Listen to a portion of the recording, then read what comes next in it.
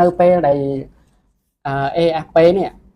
alpha phytoprotein ជាប្រភេទ protein ដែលផលិតដោយថ្លើមក្នុងករណីថាបើសិនជាមានបញ្ហាហើយវាឡើងខ្ពស់ដែលគួរឲ្យកត់សម្គាល់ឬក៏ជាហានិភ័យអញ្ចឹងគឺដុកទ័រគេនឹងរុញចាប់ផ្ដើមត្រូវរុញទៅខាងផ្នែកឬក៏ទៅពិនិត្យបន្ថែមដើម្បីបញ្ជាក់ថាតើថ្លើមយើងនឹងមានបញ្ហាអត់ឬក៏សុខភាពរបស់យើងនឹងវាមានបញ្ហាអត់វាអាចកើតមហារីកអត់អញ្ចឹងដើម្បីអាចបញ្ជាក់នឹងស្រាយចម្ងល់ឬក៏នៅពេលដែលយើងដឹងហើយយើងអាចមានបាភ័យខ្លាចអញ្ចឹងយើងត្រូវតែពិនិត្យបន្ថែមទាំងអស់អញ្ចឹងដុកទ័រគេនឹងណែនាំតាមដំណាក់កាលមួយទៅដំណាក់កាលមួយអត់អាចពិនិត្យតែម្ដងនៅពេលដែលវាឡើងខ្ពស់ហើយយើងសន្និដ្ឋានថាវាគឺជាមហារីកក៏អត់ទេអញ្ចឹងណាបងប្អូនអញ្ចឹងនៅពេលដែលឡើងខ្ពស់គឺត្រូវតែពិនិត្យដើម្បីបញ្ជាក់បន្ថែមតាមដានឬក៏ស្វែងរកវាឲ្យច្បាស់ថាតើវាបណ្ដាលមកពីអីអញ្ចឹងណាពីព្រោះអ្នកខ្លះរាងកាយរបស់គាត់នៅពេលដែលគាត់ញ៉ាំស្រាយអញ្ចឹងបើវាគ្រាន់តែឡើងខ្ពស់ដោយសារតែរបបអាហារដោយសារតែគ្រឿងសង្វឹងគ្រឿងកំប៉ុងឬក៏ថ្លើមយើងមានបញ្ហាអាលៀកឬក៏ប៉ះទង្គិចអីចឹងណាបងប្អូនធ្វើឲ្យថ្លើមយើងមានបញ្ហាអញ្ចឹងហើយក៏វាអាចធ្វើឲ្យឡើងខ្ពស់ដែរអញ្ចឹងបាទអញ្ចឹងដើម្បីឈានទៅដល់ការវិភាគហើយនឹងដាក់គោលដៅឬក៏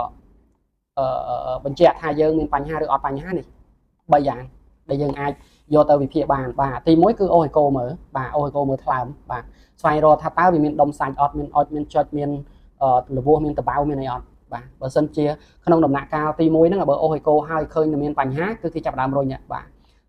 ពីរទៀតធ្វើ CT scan ឬ MRI ដើម្បីពិនិត្យឲ្យកាន់តែច្បាស់អញ្ចឹងនៅពេលដែលធ្វើ CT ដុកទ័រគាត់អាចសន្និដ្ឋានបានហើយថា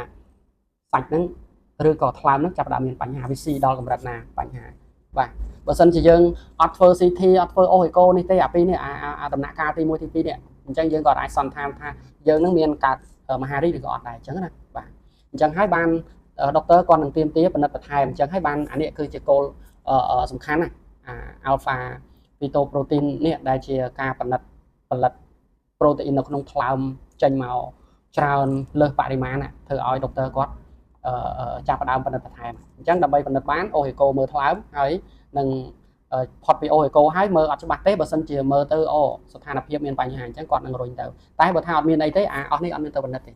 ហើយបើសិនជាយើងចង់ពិនិត្យក៏ពិនិត្យធម្មតាទៅមើលសញ្ញាមើលថ្លើមមើលអីធម្មតាបាទហើយចុងក្រោយបាទនេះចុងក្រោយសំខាន់ណាគឺ biopsy បាទ biopsy នេះគឺជាការច្រឹបសាច់ចោះសាច់យកទៅពិនិត្យបាទឬក៏យើងអាចមានជំរើសមានពីរបើសិនជាមិនត្រូវការចាំបាច់វះកាត់ព្រោះថាសាច់វាធំហើយសាច់វា10 20 30% គឺចាំបាច់ទៅកាត់ឬក៏ដុំសាច់ដែលវាដុះនៅក្នុងថ្លើមនោះវាធំខ្លាំងហើយអាចទុកបានទេជំរើសមានពីរទី1វះកាត់ហើយយកសាច់ទៅពិនិត្យបាទហើយអាស្រ័យលើដុកទ័រគាត់អ្នកវិភាគអាស្រ័យលើការព្យាបាលរបស់ដុកទ័រទេអញ្ចឹងណាហើយបើសិនជាមួយទៀតគឺយើងច្រឹបសាច់ឬក៏ចោះសាច់បាទអញ្ចឹងចោះសាច់ហ្នឹងគឺដាក់កាមេរ៉ាដាក់ចូលទៅដើម្បីយកសាច់យកទៅពិនិត្យថា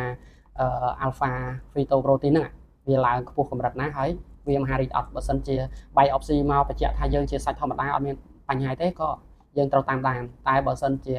មានបញ្ហាយើងត្រូវតែសិក្សាហើយនឹងប្រឹក្សាមួយដុកទ័រដើម្បីព្យាបាលអញ្ចឹងហេតុផលដែលយើងពិនិត្យហ្នឹងគឺអញ្ចឹងបងប្អូនបាទហើយខ្ញុំ